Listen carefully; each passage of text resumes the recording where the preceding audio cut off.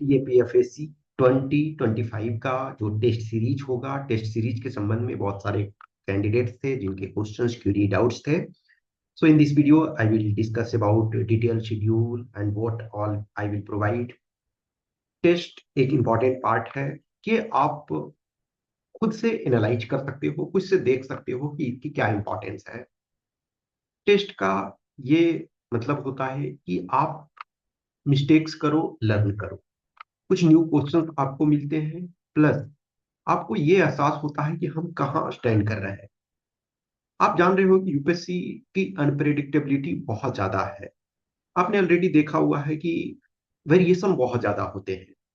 आप 21 में देखो, 2021 में पेपर वन का कट ऑफ 138. आप 24 में देखो तो 100 से शायद बिलो चला गया है. समझ सकते हो कि कितना आपका वेरिएशन है. आप किसी भी एग्जाम में लो, यूपीएससी का कोई भी एग्जाम लो, कभी कभी वेरिएशन काफी ज्यादा हो जाते हैं. आप सिविल सर्विसेज का लो, पेपर वन में आप यदि देखते हो तो 2016 में हाईएस्ट कट ऑफ 116, और आप 23 में देखते हो तो लेस देन 80, 80 से नीचे चला गया. बहुत ज्यादा आपका वेरिएशन होता है. तो इस वेरिएशन के लिए आपको एक तो बेस स्ट्रांग होना चाहिए, प्लस आपको प्रैक्टिस होनी चाहिए. The more you practice better it is. आप सीखते हो, लर्न करते हो. डायरेक्ट हम एग्जाम में जाएं तो हम मिस्टेक्स करें तो उसको अब सुधारने के लिए नेक्स्ट 1 ईयर चाहिए. लेकिन जब टेस्ट में मिस्टेक करते हो, टेस्ट लिखने का ये मतलब नहीं है कि बस हमने क्वेश्चन कर दिया और हमारा काम खत्म हो गया. नो, टेस्ट लिखने का ये मतलब है कि आपको हर टेस्ट से लर्न करना है, हर टेस्ट से सीखना है. कुछ क्वेश्चंस ऐसे होते हैं जिसको आप प्रॉपर तरीके से जानते हो, उसमें कोई इफ एंड बट नहीं है, तो उन क्वेश्चन पर बहुत अधिक हमको ध्यान ज्यादा देने की जरूरत नहीं है कि वो आपका कमांड है. कुछ क्वेश्चन ऐसे हैं जो आप जीरो जानते हो, उनको समझ, यदि वो आपके लिमिट में है तो उसको कंसिडर करना. हर टेस्ट में 5 से 10 ऐसे क्वेश्चन होते हैं जो बियॉन्ड हमारे स्कोप के होते हैं, तो हम उसके पीछे पागल नहीं रहेंगे. जो इजी क्वेश्चन है उसमें एक्यूरेसी मैक्सिमम चाहिए. जो मॉडरेट क्वेश्चन है उसमें आपके एक्यूरेसी 60% प्लस चाहिए. और जो डिफिकल्ट क्वेश्चन है उसमें आपके कुछ क्वेश्चंस अटेम्प्ट कर पा रहे हो, कुछ क्वेश्चन सही कर पा रहे हो, बेटर नहीं कुछ कर पा रहे हो, तो उसमें ज्यादा लोड लेने की जरूरत नहीं. ठीक है, अभी आपके पास टाइम ये है कि हमें सीखना है. इस असिस्टेंट कमांडेंट एग्जामिनेशन से संबंधित मैं लंबे समय से जुड़ा हुआ हूँ. एज यू नो कि मैं 2012 से इस एग्जाम से जुड़ा हुआ हूँ. 2012 मैंने अपना फर्स्ट टाइम एग्जाम दिया. 2013 में फाइनल सिलेक्शन लिया. ऑब्वियसली 2012 में भी मेरा रिटर्न क्वालिफाई हो गया था, बट मैं इंटरव्यू में नहीं गया, जो भी हमारी इशूज थी. 2013 में मैंने फाइनल सिलेक्शन लिया. फिर जो भी हम कुछ दिन जॉब में रहे, उसके बाद 2017 से मैं आप लोग को, स्टूडेंट्स को प्रिपेयर करवा रहा हूँ. पहले ऑफलाइन चीजें चलती थी, लेकिन लास्ट मोर देन 5 ईयर्स से आप लोग को यूट्यूब से जुड़ा हुआ हूँ. बहुत लोग जानते हो, बहुत लोग संपर्क में हो. जो कुछ हो सकता है मैं करने के लिए रेडी रहता हूँ. अब ऐसा नहीं है कि अब हर लोग टेस्ट ज्वाइन कर लोगे, नो. जिनको लगता है कि हमें इससे फायदा हो सकता है, जिनको ये लगता है यस ये टीचर है, ये हमको कुछ गाइड कर सकते हैं, ये कुछ हमें सपोर्ट कर सकते हैं, तो जुड़ना चाहिए. ट्रस्ट एक इंपॉर्टेंट चीजें है. और आपको इन ड्यूरेशन में रेगुलर रूप से आपको फीडबैक प्लस जो सपोर्ट हो सकता है वो मिलेगा. टेस्ट आपको ये सिखाता है कि क्या रिक्वायरमेंट है एग्जाम का. अब टेस्ट लिखने का ये मतलब नहीं है कि जैसे तैसे क्वेश्चन आपने दे दिया, नहीं. टेस्ट वो एक स्टैंडर्ड का होना चाहिए.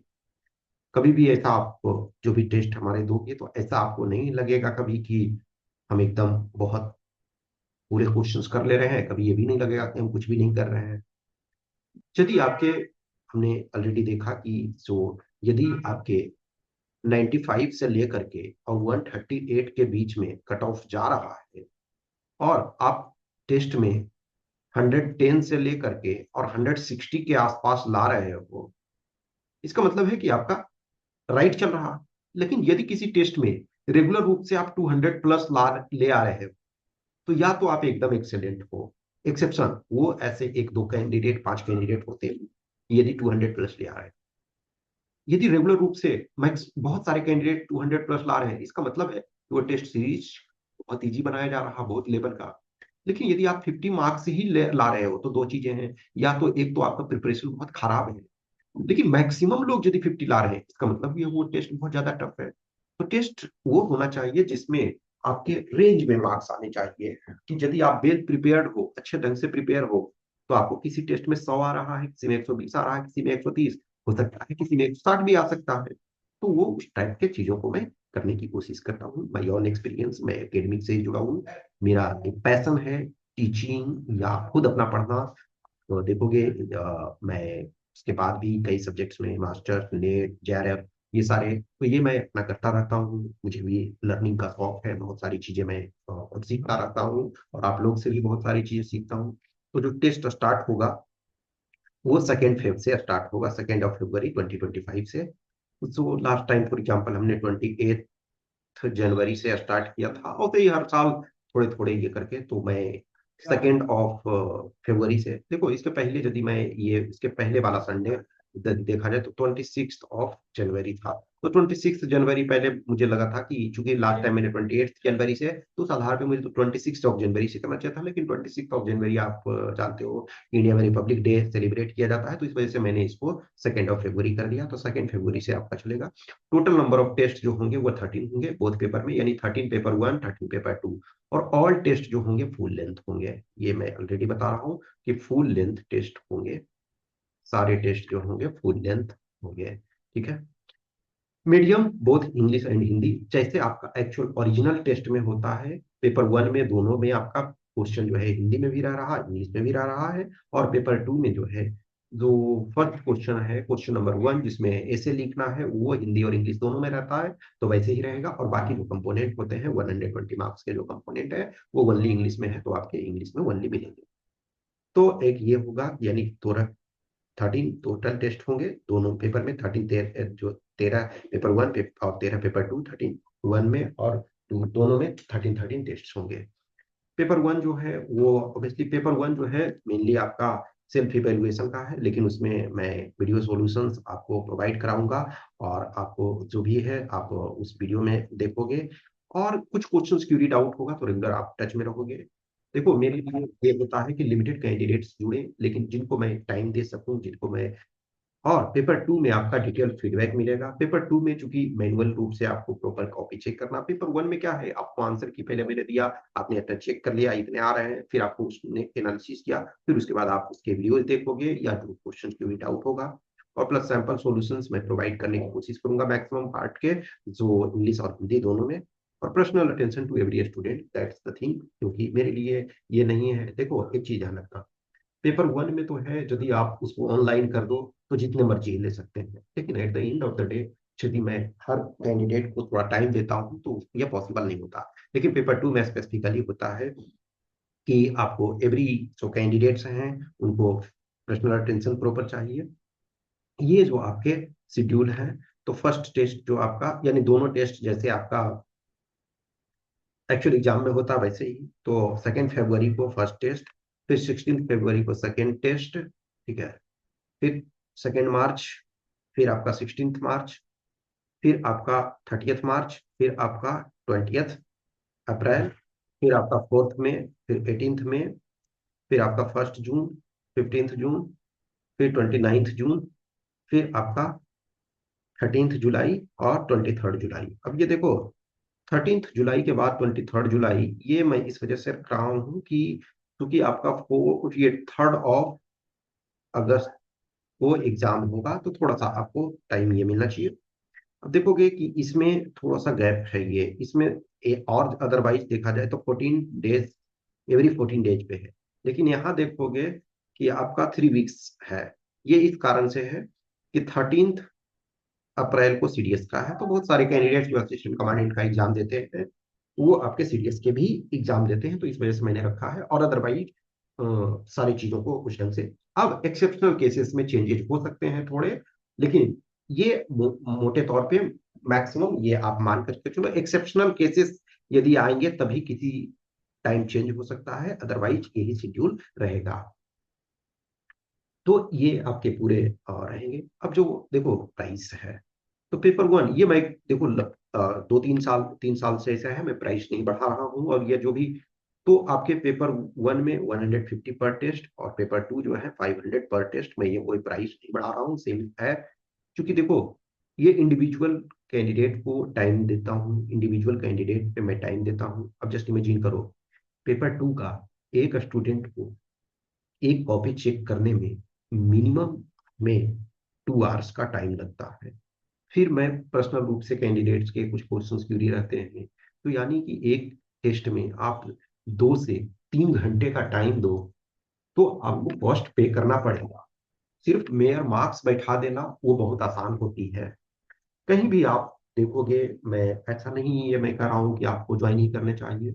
आपको लगता है कि यस मुझे ज्वाइन करना चाहिए, तो ये पर टेस्ट का मैं कॉस्ट इस वजह से रखता हूँ कि किसी को एक टेस्ट देना है तो आप एक टेस्ट दे लो। आपको लगता है अच्छा लगता है तो कंटिन्यू करो, अदरवाइज मैं किसी को फोर्स नहीं कर रहा हूँ। और उसके बाद भी लगता है नहीं मुझे ये, तो आप किसी भी जो मेरे से जुड़े हुए कैंडिडेट हैं जिनको आप जानते हो, आप यदि प्रिपरेशन कर रहे हो तो आप बहुत लोगों को जानते होंगे। कोई मेरे बारे में जानता है, यदि वो आप उनसे फीडबैक ले सकते हो, आप उनसे पूछ सकते हो कि यस ये ठीक है तो ठीक है। और मैं आपको नंबर ऑफ ईयर्स से जुड़ा हुआ हूँ, आपको लगता है कि यस मेरे व्यवहार मेरी चीजें अच्छी लगती है तो आपको कंटिन्यू करना है, अदरवाइज एवरीवन इज फ्री। ऐसा नहीं है मैं किसी को बोलने जाऊंगा कि आपको ज्वाइन करना है। यदि आपको पसंद आता है पसंद आता है तो कीजिए। जैसा कि आप जानते हो कि इस एग्जाम इस बार जो है 3 अगस्त को होना है, और जो फॉर्म आपका आएगा 5 मार्च को फॉर्म आएगा। 25 मार्च जो है वो फॉर्म भरने का लास्ट डेट होगा। तो इसी आधार पे आप मैनेज करो। अभी आज हम देखें तो 2 जनवरी हो गया, तो आपके पास टोटल 7 मंथ है, यानी 200+ डेज है। इनको प्रॉपर तरीका से यूटिलाइज करो जितना हो सकता है। और हमेशा ध्यान रखो जो यूपीएससी है वो अपनी ड्यूटी उसकी क्या है कि क्वेश्चन अच्छे सेट करते हैं। एवरी टाइम देखो कभी भी यूपीएससी के क्वेश्चन को, अभी जैसे लेटेस्ट बहुत सारे स्टेट पीसीएस के बराबर विवाद में रहते हैं कि कभी ऐसा क्वेश्चन पूछ दिया कभी ये कर दिया। यूपीएससी का एक्सेप्शन छोड़ दिया जाए, कभी कभी थोड़े बहुत हो जाते हैं और टाइप के, लेकिन हमेशा ये चैलेंज आपको देता है। कोई भी कैंडिडेट, आप जितने भी सक्सेस हो चुके हैं आप उनसे पूछो, यूपीएससी कभी भी केक वॉक नहीं रहा है। खास करके जो आपके जैसे सिविल सर्विसेज के एग्जाम हैं, असिस्टेंट कमांडेंट के एग्जाम हैं, इंडियन इकोनॉमिक सर्विस के एग्जाम वो लेते हैं, इंडियन स्टैटिस्टिकल सर्विस के लेते हैं, मेडिकल सर्विसेज के लेते हैं। फिर आपको ये इंजीनियरिंग वगैरह वाले हैं, इंडियन इंजीनियरिंग सर्विस, सीडीएस, और बहुत सारे एग्जाम लेते हैं। तो कोई भी आप एग्जाम का क्वेश्चन देखो एकदम ऐसा नहीं रहता है कि आप आराम से कर दोगे। आपको चैलेंज वो देते हैं, यूपीएससी चैलेंज देते हैं, लेकिन आपको उससे लर्न करने की भी बहुत चीजें मिलती है। आप कभी भी नहीं कर सकते हो कि एकदम हम बहुत ज्यादा प्रिपेयर हैं। और कभी कभी क्वेश्चंस इस ढंग से पूछते हैं कि आपने एक बार क्वेश्चंस को सही तरीके से समझना शुरू किया, सही तरीके से अंडरस्टैंड करना शुरू किया, तो बहुत डिफिकल्ट भी नहीं है। जितने भी सीट्स आए, जैसे अभी 24 वाला जो बेस्ट पार्ट था कि बहुत सारे सीट्स थे। इनिशियली 506 था, फिर शायद 515 हो गया है। मे भी इससे कम सीट्स आ सकता है, इससे आधा भी आ सकता है, कितना आएगा हम लोग अभी नहीं जानते हैं। लेकिन जितना भी आए अब प्रिपेयर करो। 21 बैच इधर देखोगे तो टफेस्ट पीरियड था, 171 सीट्स ही थे। बट 171 भी है, लेकिन जो मेहनत कर रहे थे वो सिलेक्ट हुए। आई एम फॉर्चुनेट इनफ कि टॉप 10 में 4 ऐसे कैंडिडेट्स थे जो मेरे से जुड़े हुए थे किसी भी फॉर्म में, तो सिलेक्शन हुआ। एंड नंबर ऑफ पीपल हैं जो एवरी टाइम सेलेक्ट होते हैं। आपको अपना पोटेंशियल को पहचानना है, वर्क करना है। और कुछ भी क्वेश्चंस क्यूरी डाउट्स रहता है तो आप कमेंट बॉक्स में कमेंट कर सकते हो, या हमें इस व्हाट्सएप नंबर 8527146498 या टेलीग्राम नंबर 7404909669 पे मैसेज कर सकते हो। आपको लगता है कि यस हमें ज्वाइन करना चाहिए तो डेफिनेटली करना चाहिए। Okay, thank you.